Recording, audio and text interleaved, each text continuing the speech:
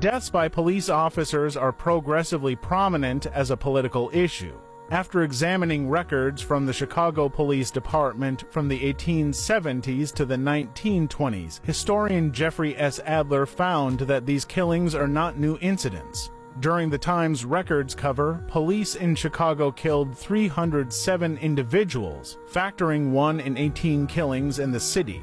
Throughout the late 19th century, police officers' responsibilities in Chicago were to preserve order, serve alongside reputably corrupt officials, and set down the labor crisis. Officers managed leeway on how to achieve these expectations. In Illinois, criminal law warranted using deadly force in self-defense to prevent riots that endanger officers or to deter suspects from fleeing.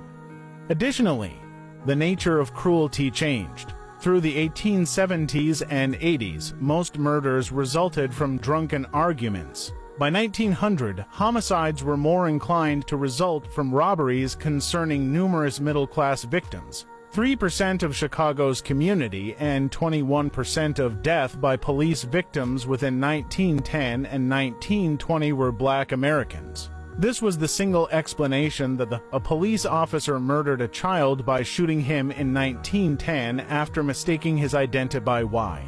The police chief unveiled that the boy probably was large for his age. This response is analogous to those we receive today.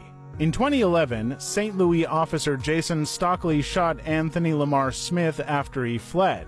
Stockley considered the man was dealing drugs. After Stockley was reported announcing he was going to kill this motherf, he was charged in 2016.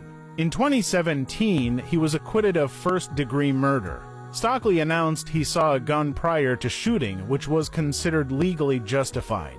Stockley's acquittal sparked riots in St. Louis that launched police units dressed in riot gear following rioters throwing rocks and breaking windows. Protesters proceeded to St. Louis Mayor Lyda Crewson's residence but were halted by officers. The authorities resorted to rubber bullets fired at the crowd and securing hundreds of arrests. Race riots have been a part of the United States since at least the 18th century.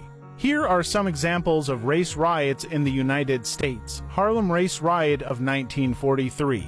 This riot occurred after a white police officer shot and wounded an African-American soldier who was trying to stop the officer from arresting an African-American woman. The riot resulted in 6 deaths and nearly 500 injuries. Atlanta Race Riot of 1906. This riot occurred between September 24th and September 26, 1906. White mobs killed dozens of Black Atlantans and wounded many others.